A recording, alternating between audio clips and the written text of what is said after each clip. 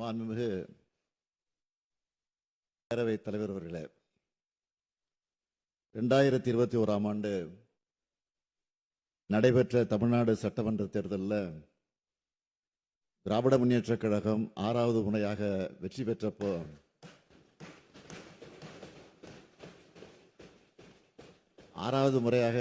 பெற்றப்போ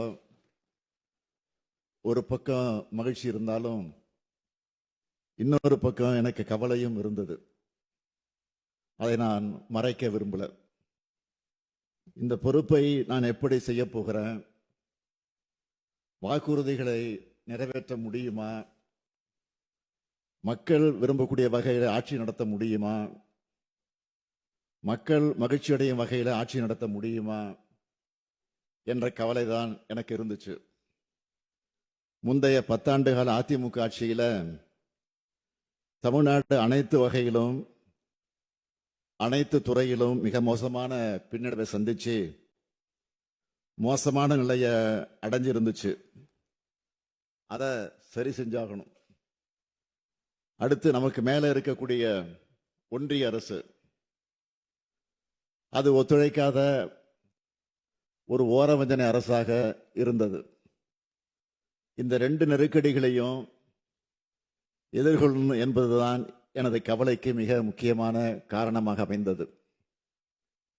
இடியாப்ப சிக்கல்னு சொல்லுவாங்க. அப்படியான சூழல்ல தான் நாங்கள் ஆட்சிக்கு வந்தோம். அதனால தான் கவலை கொண்டவனாக நான் இருந்தேன்.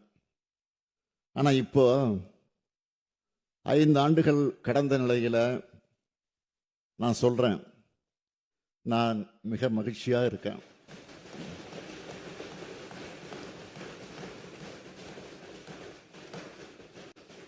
இன்னும் சொன்னா மிக மிக மகிழ்ச்சியா இருக்கிறேன்.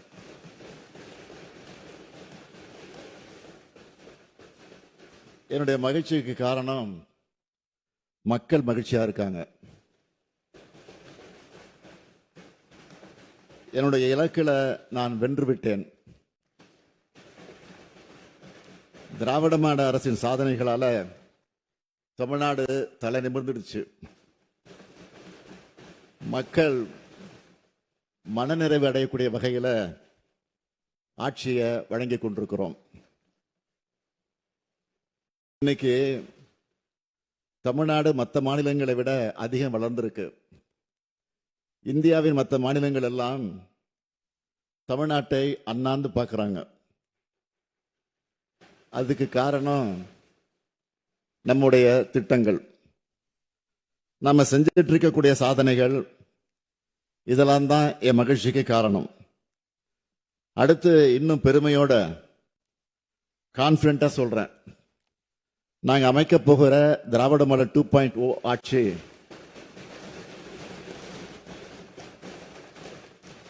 எங்க சாதனைகளை நாங்களே விஞ்சும் அளவுக்கு இருக்கும்.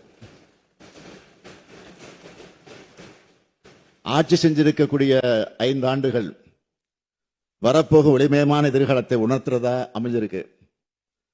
6வது முறை ஆட்சி அமைந்த போது அது விடியல் ஆட்சியா அமையும்னு சொன்னோம். அந்த விடியலை ஒவ்வொரு குடும்பத்துக்கும் ஏற்படுத்தி கொடுத்திருக்கிறோம். கோடிக்கணக்கான மக்கள் மனங்களிலும் முகங்களிலும் மகிழ்ச்சியும் மனநிறைவையும் நான் பார்க்கிறேன். அப்படிப்பட்ட விடியல் ஆட்சியோட மாபெரும் சாதனை திட்டங்கள்ல முக்கியமான சிலவற்றை மட்டும் நான் சொல்ல விரும்புகிறேன். ஆட்சி பொறுப்பேற்றதும் நான் போட்ட முதல் கையெழுத்து மகளிருக்கான கட்டணமில்லா விடியல் பயணத்துக்கு தான். இந்த பயணங்களால நாள்தோறும் 800 ரூபாய் முதல் 1200 ரூபாய் வரை ஒவ்வொரு மகளிரும் சேமிக்கிறாங்க. இதன் மூலமா 2021 மே மாசத்துல இருந்து இப்ப வர தோராயமா 60,000 ரூபாய் வரை சேமிச்சிருக்காங்க.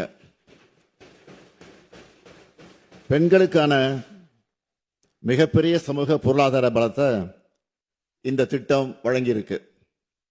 அடுத்து கலைஞர் மகளிர் உரிமை திட்டம் 1,30,00,000 மகளிருக்கு மாதந்தோறும் 1000 ரூபாய் உரிமை தொகை வழங்குகிறோம்.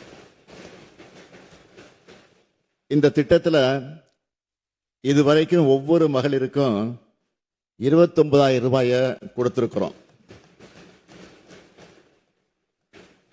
அந்த பெண்கள் எல்லாரும் எங்க அண்ணன் கொடுக்கிற மாதாந்திர சீர்னு பெருமையோடு சொல்றாங்க. இந்த ஆண்டு தமிழர் திருநாளான பொங்கல் திருநாளை மிக சிறப்பாக கொண்டாட 2,23,00,000 குடும்பங்களுக்கு 3,000 ரூபாயை வழங்கணும்.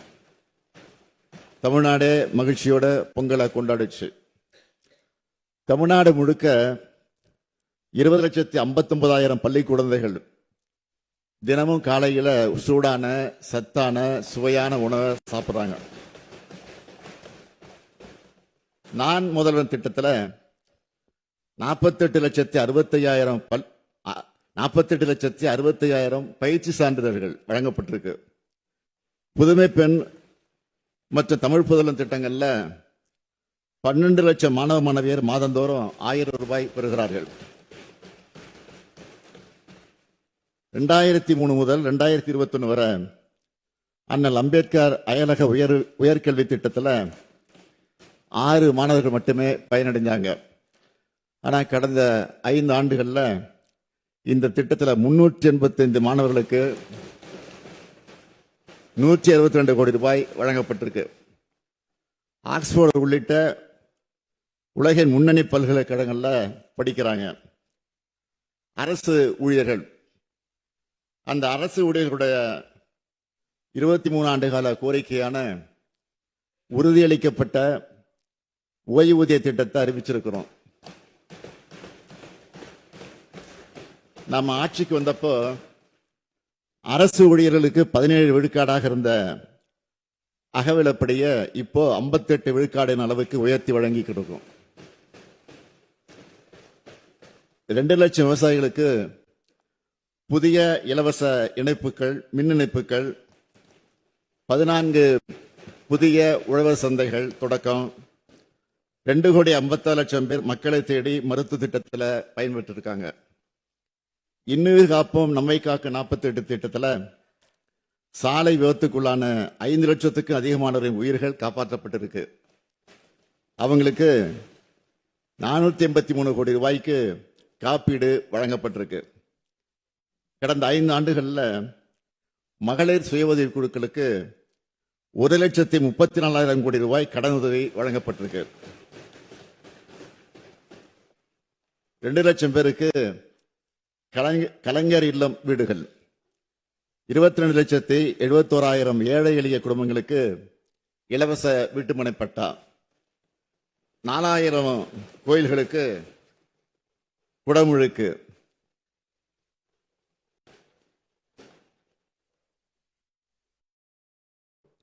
8,000 கோடி ரூபாய் மதிப்பிலான கோயில் சொத்துக்கள் எல்லாம் மீட்கப்பட்டிருக்கு. 12 லட்சம் கோடி ரூபாய் மதிப்பிலான புதிய தொழில் முதலீடுகள் ஈர்ப்பு. தாய் மாணவர் திட்டத்தில் மூத்த குடிமக்கள் மற்றும் மாற்றுத்திறனாளிகள் 27,55,000 பேருக்கு வீடு தேடி ரேஷன் பொருட்கள். 5,700 கோடி ரூபாய் மாற்றுத்திறனாளிகள் நலனுக்காக ஒதுக்கீடு. சர்வதேச தேசிய அளவிலான போட்டிகளில் வென்ற 200 விளையாட்டு வீரர்களுக்கு அரசு பணி. கிண்டியில கலைஞர் நூற்றாண்டு உயர் சிறப்பு மருத்துவமனை, மதுரையில் கலைஞர் நூற்றாண்டு நூலகம், சென்னையில் கிளாம்பாக்கம் கலைஞர் நூற்றாண்டு பேருந்து முனையம், திருச்சி பஞ்சப்பூர்ல கலைஞர் ஒருங்கிணைந்த பேருந்து முனையம், முதல்வர் படைப்பகங்கள், 38 மாதிரி பள்ளிகள், 37 அரசு கலை மற்றும் அறிவியல் கல்லூரிகள், 10 லட்சம் மாணவர்களுக்கு மடிக்கணினிகள்,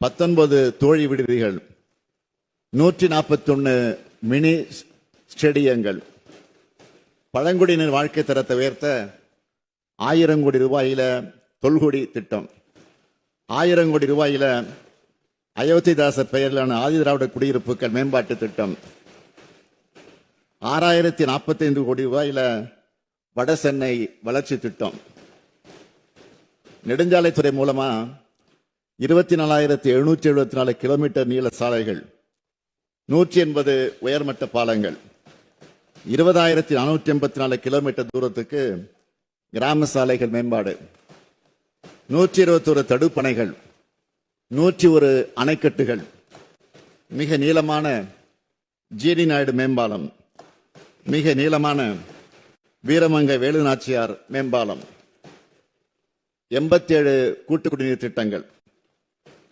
அதன் மூலமாக 3 கோடி மக்கள் பயன்பெறக்கூடிய 75 லட்சம் வீட்டு இணைப்புகள், விடுதலை போராட்ட வீரர்கள் உள்ளிட்ட முக்கிய தலைவர்களுக்கு 23 மணிமண்டபங்கள், 70 சிலைகள் அமைக்கப்பட்டுள்ளன.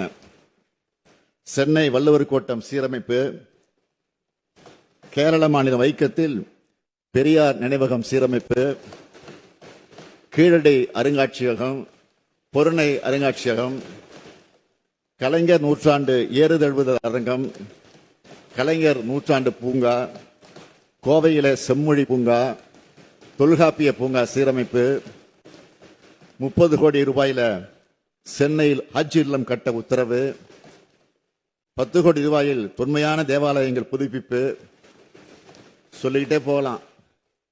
இன்னும் நிறைய திட்டங்கள் இருக்கு. ஆனா சொல்றதுக்கு தான் நேரம் இல்லை. இந்த அரசை பொறுத்த வரைக்கும் ஒரு சாதனை செஞ்சா அதை மிஞ்சிறதா இன்னொரு சாதனை வரும், அடுத்து அதை மிஞ்சிறதா மற்றொரு சாதனை வரும். இப்படி சாதனைக்கு மேல் சாதனை, சாதனையில படைக்கிறது தான் நம்முடைய திராவிட மாடல் அரசு. மாண்புமிகு பேரவைத் தலைவர் அவர்களே, இன்னையோட நான் பொறுப்பேற்று, இந்த அரசு பொறுப்பேற்று இன்னையோட 1724 நாள் ஆகுது. 1724 நாள் ஆகுது. இந்த 1724 நாட்கள்ல 8655 நிகழ்ச்சிகள்ல நான் கலந்துகிட்டு இருக்கேன். 15,117 அரசு கோப்புகள்ல கையெழுத்திட்டு இருக்கிறேன். சென்னையை தவிர்த்து மற்ற மாவட்டங்களுக்கு 173 முறை பயணத்தை நான் மேற்கொண்டிருக்கிறேன். அதுலேயும் 71 மாவட்ட மாபெரும் அரசு நலத்திட்ட விழாக்கள்ல பங்கேற்று 44,44,721 பேருக்கு நலத்திட்ட உதவிகளை வழங்கி இருக்கிறேன். அது இல்லாம அடிக்கல் நட்டினது, முடிவுற்ற திட்டப்பணிகள் தொடங்கி வச்சதுன்னு எல்லாத்தையும் புள்ளி விவரத்தோட என்னால சொல்ல முடியும். கடந்த 5 ஆண்டுகள்ல இந்த முத்துவேல் கருணாநிதி ஸ்டாலின் என்ன செய்தான் என்றால், ஒவ்வொரு நாளும் மக்களுக்காக வாழ்ந்தான், மக்களுக்காக திட்டங்களை தீட்டினான், மொத்தமாக தமிழ்நாட்டை வளர்த்தெடுத்தான்.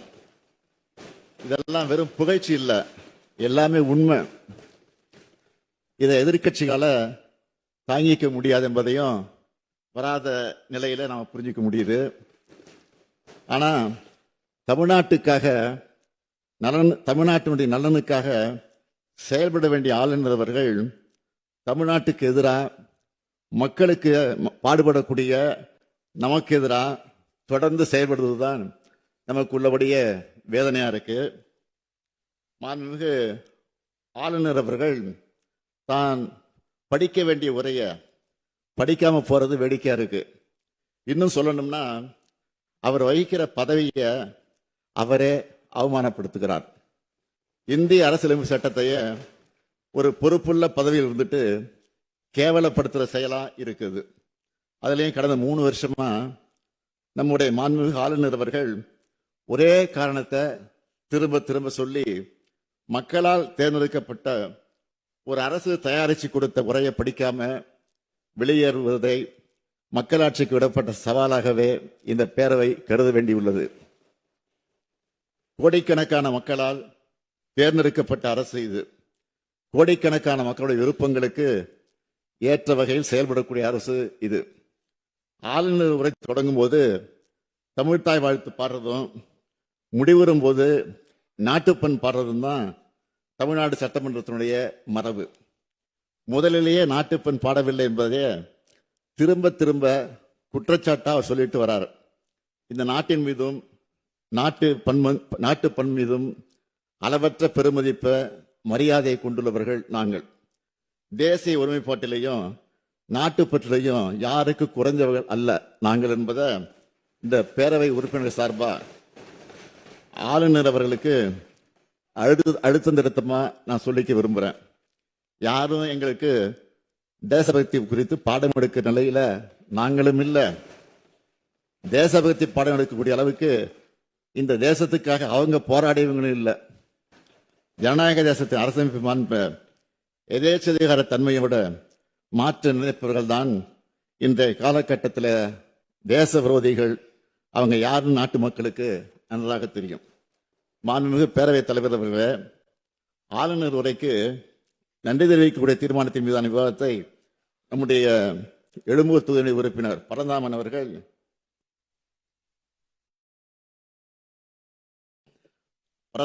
தொடங்கி நிறைவாக மாண்புமிகு எதிர்க்கட்சி துணைத் தலைவர் அவர்களோட பேசியிருக்கிறாங்க. ஆளுநர் உரைக்கு நன்றி தெரிவிக்கக்கூடிய தீர்மானத்தின் மீதான விவாதத்திற்கு பதிலளிக்க வேண்டிய நான் இன்று ஆளுநருக்கு விளக்கமளிக்க வேண்டிய நிலையில பேசக்கூடிய நிலையில நின்று கொண்டிருக்கிறேன். இது பேரறிஞர் பிறந்தகை அண்ணாவும் முத்தமிழறிஞர் கலைஞரும், இன்னும் சொன்னால் மக்கள் திலகம் எம்ஜிஆரும் அம்மையார் ஜெயலலிதா அவர்களும் எதிர்கொள்ளாத நெருக்கடி இது. அவங்க காலத்தில் இருந்த ஆளுநர் கூட இப்படி இல்லை. ஆனா முரண்பாடுகள் இதயத்தில் இருந்தாலும் அதை ரணமாக்கு வகையில் செயல்பட்டதில்லை. அந்த வகையில் அளவுக்கு அதிகமான சோதனைகளை எதிர்கொண்டவனாக நான் நின்று கொண்டிருக்கிறேன். என்னை பொறுத்த வரைக்கும் சோதனைகள் எனக்கு புதிதல்ல. சோதனைகளை வென்று வளர்ந்தவன் நான். என்னை சீண்டி பார்ப்பவர்கள் மனசுக்குள்ள மகிழ்ச்சி அடையலாமே தவிர அது என்னை எதுவும் செய்ய முடியாது.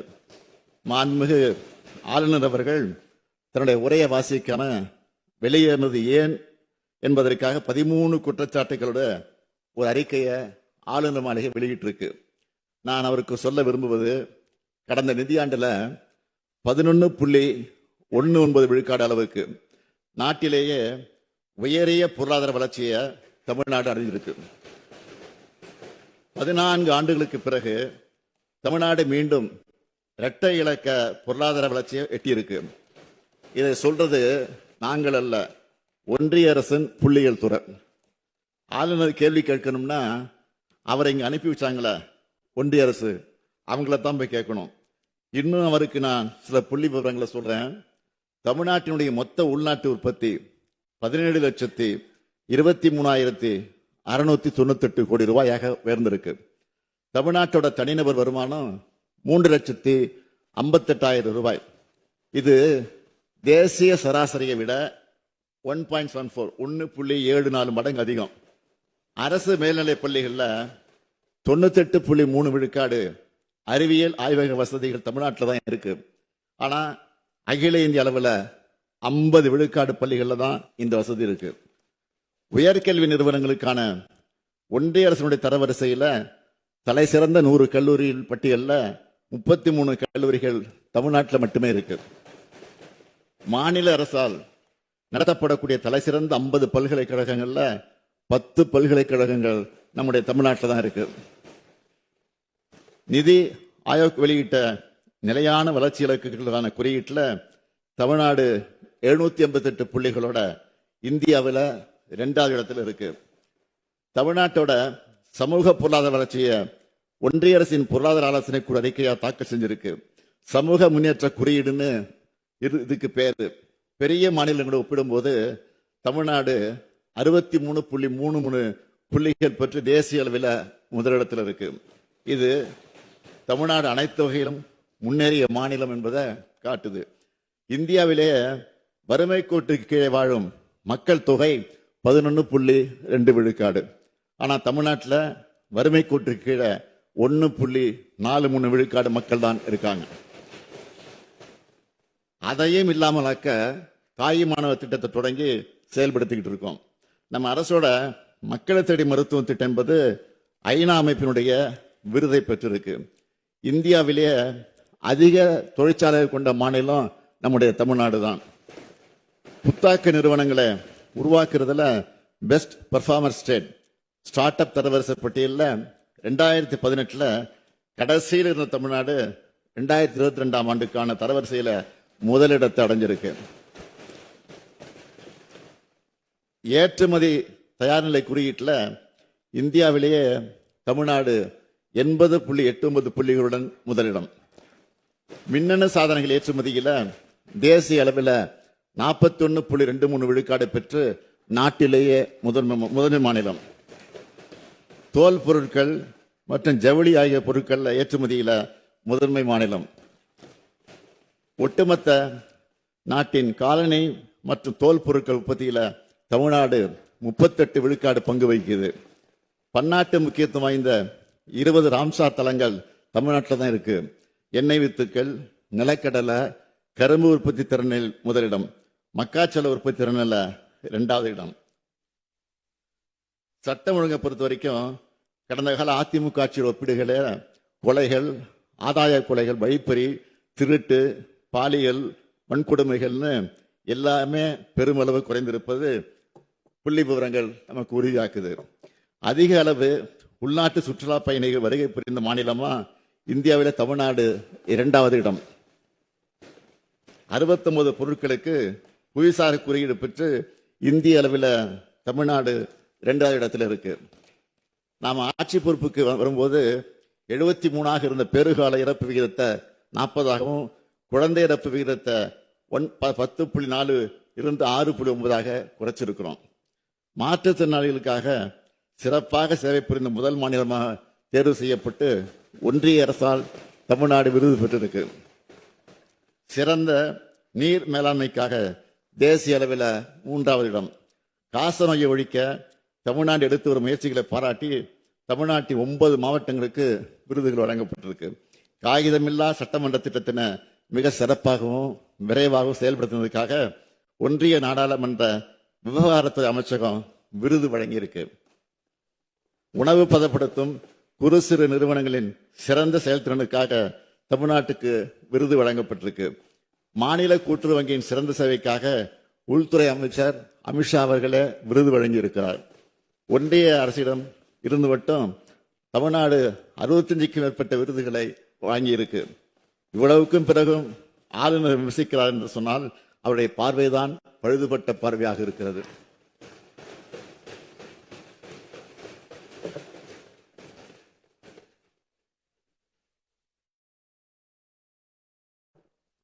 நம்ம அரசு செஞ்சிட்டு இருக்கக்கூடிய திட்டங்களை பார்த்து கேட்டு அவற்றை தங்களுடைய மாநிலங்களையும் செயல்படுத்த பல்வேறு மாநிலங்கள் அதிகாரிகள் வந்து தெரிஞ்சிட்டு போறாங்க. ஏன் நம்மளோட திட்டங்களை ஒன்றிய அரசை அடாப்ட் பண்ணி நாடு முழுக்க செயல்படுத்துறாங்க. நம்ம விமர்சிக்கிற ஆளுநருக்கு இதெல்லாம் மட்டும் தெரியாம இருப்பதுதான் வியப்பா இருக்கு. இங்க மத சண்டை இல்ல, சாதி சண்டை இல்ல, கும்பல் வன்முறை இல்ல, தொடர் வன்முறை இல்ல. இதுதான் திராவிட மாடல் ஆட்சியினுடைய சாதனை. இந்த சாதனைகளின் வரிசையில மேலும் சில அறிவிப்புகளை வெளியிட நான் விரும்புகிறேன். முதல் அறிவிப்பு, கலைஞரின் கனவு இல்ல திட்டத்தின் கீழ் ஏற்கனவே 2 லட்சம் வீடுகள் உருவாகி இருக்கக்கூடிய நிலையில மேலும் புதிதாக 3500 கோடி ரூபாய் மதிப்பீட்டில் 1 லட்சம் வீடுகள் கட்டப்படும்.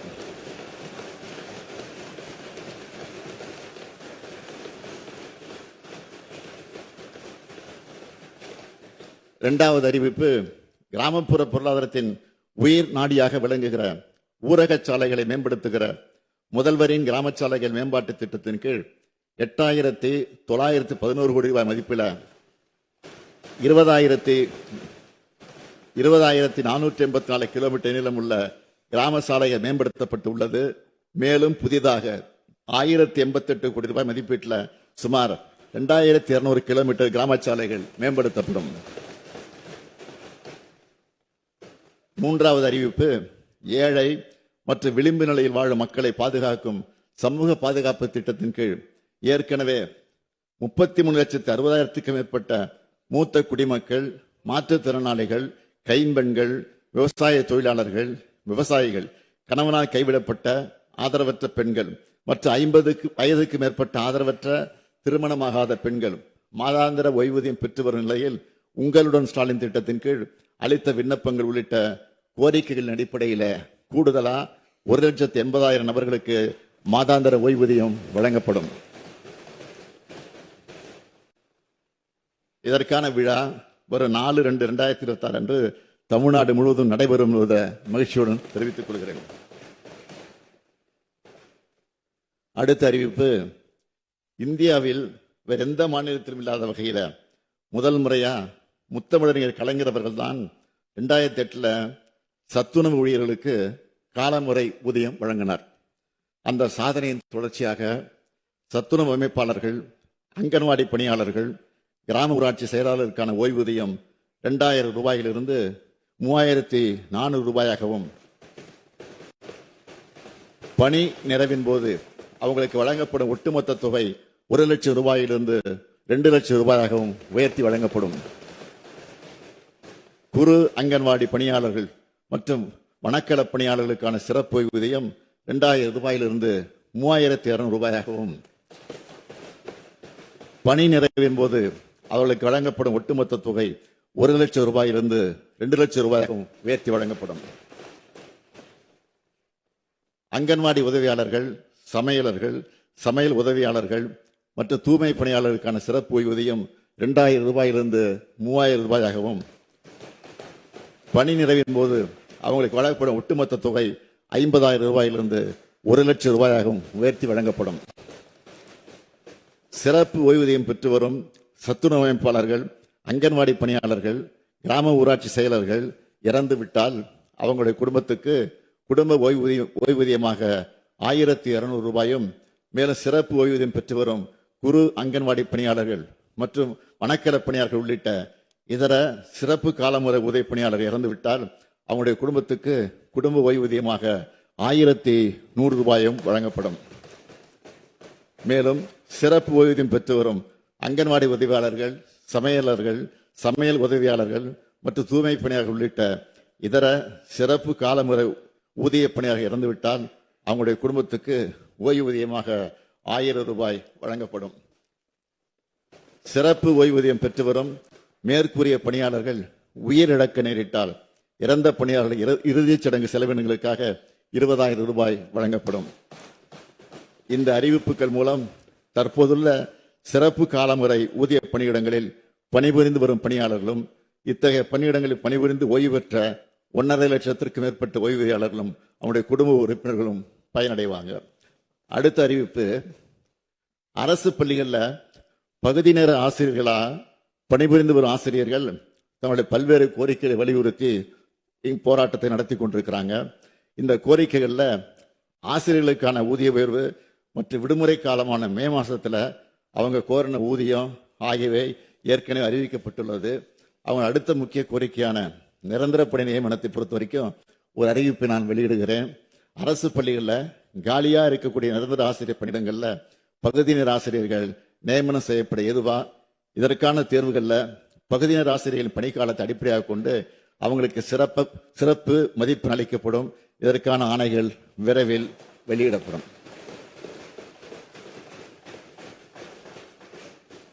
மாண்புமிகு பேரவைத் தலைவர் அவர்களே, கடந்த தேர்தலின் போது யாரும் கொடுக்காத வாக்குறுதிகளை நாங்கள் கொடுத்தோம். முடிந்த அளவுக்கு அந்த வாக்குறுதிகளை நிறைவேற்றி இருக்கிறோம். உங்களால நிறைவேற்ற முடியாதுன்னு சவால் விடப்பட்ட வாக்குறுதிகளையும் நாங்கள் நிறைவேற்றி காட்டியிருக்கிறோம். இவங்க செய்யவே மாட்டாங்கன்னு சொல்லப்பட்ட வாக்குறுதிகள் எல்லாம் செஞ்சுக்கிட்டு இருக்கிறோம். தமிழ்நாட்டில் அனைத்து துறையும் எப்போ வளரணும்னு ஏக்கத்தில் இருந்த வாட்டத்தை போக்க அனைத்து துறையிலும் சமச்சீரான வளர்ச்சியை அடைஞ்சிருக்கிறோம். பெரிய நகரங்களுக்கு மட்டும்தான் தொழிற்சாலைகளா, பாலங்களா, சாலைகளா, நூலகங்களா, கல்லூரிகளா, உட்கட்டமை வசதிகளான்னு செழிப்போடு கேட்டதை மாற்றி எல்லா பகுதிகளுக்கும், அனைத்து பகுதிகளுக்கும், அனைத்து மாவட்டங்களுக்கும் அனைத்தையும் கொண்டு சென்றிருக்கிறோம். இவை அனைத்திலும் சமூக நீதியை, சமநீதியை நிலைநாட்டியிருக்கிறோம். இவை அனைத்தும் என்னால் தான் ஆனதுன்னு கர்வம் கொள்ளக்கூடியவன் அல்ல நான். மூத்த அமைச்சர்கள், நம்முடைய துணை அமைச்சர் உள்ளிட்ட அமைச்சரின் பங்களிப்பு இல்லாம இதை நான் செயல்படுத்தி இருக்க முடியாது. ஆக்கபூர்வமான ஆலோசனை வழங்கிய இங்க இருக்கக்கூடிய சட்டமன்ற உறுப்பினர் இல்லாம இதெல்லாம் சாதனையான படைச்சிருக்க முடியாது. அது மட்டுமல்ல, தலைமைச் செயலாளர் தொடங்கி காவல்துறை உள்ளிட்ட அனைத்து அரசு துறை அதிகாரிகள், அனைத்து நிலையிலும் பணியாற்றக்கூடிய ஊழியர்களை அனைவருடைய பங்களிப்பும் இதில் இருக்கு. தமிழ்நாட்டின் கடைகோடி மனிதருக்கும் எல்லா திட்டங்களும் சென்று சேருவதை உறுதி செய்கிறோம். ஊர்கூடி தேர்தலுக்குன்னு சொல்லுவாங்களே, அதே போல அரசின் ஒவ்வொரு அணுவும் மக்களுக்காக செயல்படுற காரணத்தால்தான் சாத்தியமாச்சு. எனக்கு உயிரும் உணர்வுமாக இருந்து என்னை இயக்கிக் கொண்டிருப்பது திராவிட முன்னேற்ற கழகத்தின் கோடிக்கணக்கான உடன்பிறப்புகள் தான்.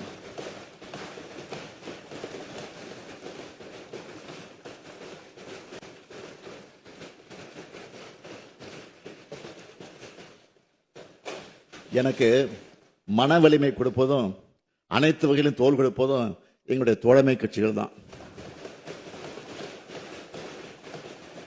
ஜனநாயகத்தின் ஒரு பக்கம் ஆளுங்கட்சின்னா இன்னொரு பக்கம் எதிர்கட்சிகள். மக்கள் மன்றத்தில் தேவையற்ற பல விமர்சனங்கள் செஞ்சாலும் இந்த சட்டமன்றத்தில் சில ஆலோசனைகளும் வைத்திருக்கக்கூடிய எதிர்கட்சி உறுப்பினர்களுக்கும் என்னுடைய நன்றியை தெரிவிச்சுக்கிறேன். கனிவான நேரத்தில் கனிவாகவும், கண்டிக்க வேண்டிய நேரத்தில் கண்டிச்சும் ஆசிரியராகவே செயல்பட்ட பேரவைத் தலைவர்களுக்கும் நன்றி. துணைத் தலைவர், பேரவை செயலாளர் உள்ளிட்ட அனைவருக்கும் நன்றி தெரிவிச்சுக்கிறேன். மாண்புமிகு பேரவைத் தலைவர் அவர்களே, இந்த ஆளுநர் உரைக்கு நன்றி தெரிவிக்க தீர்மானத்தின் மீது 17 உறுப்பினர்கள் பேசியிருக்கிறாங்க. 5 உறுப்பினர்கள் 58 திருத்தங்களை வழங்கியிருக்கிறாங்க. இந்த அரசுக்கு உதவுற வகையில் பல்வேறு ஆக்கப்பூர்வமான ஆலோசனைகளையும் விமர்சனங்களையும் தெரிவிச்சிருக்கிறாங்க. அதே போல சில கோரிக்கைகளையும் முன் வச்சிருக்கிறாங்க. அவை அனைத்தும் அமைச்சர்களுக்கு அனுப்பி வைக்கப்பட்டு உரிய நடவடிக்கை எடுப்பதற்காக முயற்சி மேற்கொள்ளப்படும். உங்களுடைய ஆலோசனைகளை கருத்திலே கொண்டு அதில் நியாயமான கோரிக்கைகளை இந்த அரசு உறுதியாக நிறைவேற்றும். எனவே இந்த விளக்கத்தை ஏற்றுக்கொண்டு மாண்புமிகு உறுப்பினர்கள் தங்களுடைய திருத்தங்களை திரும்ப பெற்றுக்கொண்டு ஆளுநர் உரைக்கு நன்றி தெரிவிக்கும் தீர்மானத்தை நிறைவேற்றி தர வேண்டும் என்று கேட்டுக்கொள்கிறேன். மாண்புமிகு பேரவைத் தலைவர்களே, இந்த பேரவைக்கும் நாட்டுக்கும் நாட்டு மக்களுக்கும் நான் சொல்வது ஒன்றுதான். நான் இந்த 5 ஆண்டு காலத்தில் எனக்கும் என் மனசாட்சிக்கும் கட்டுப்பட்டு தினந்தோறும் திட்டங்களை தீட்டி உழைச்சிருக்கிறேன். இன்னும் உழைக்க காத்திருக்கிறேன். இந்த 5 ஆண்டு கால உழைப்பையும் வளர்ச்சியையும் பார்த்து அடுத்த 5 ஆண்டுகளுக்கும் திராவிட மாடல் ஆட்சி தான் தொடரணும்னு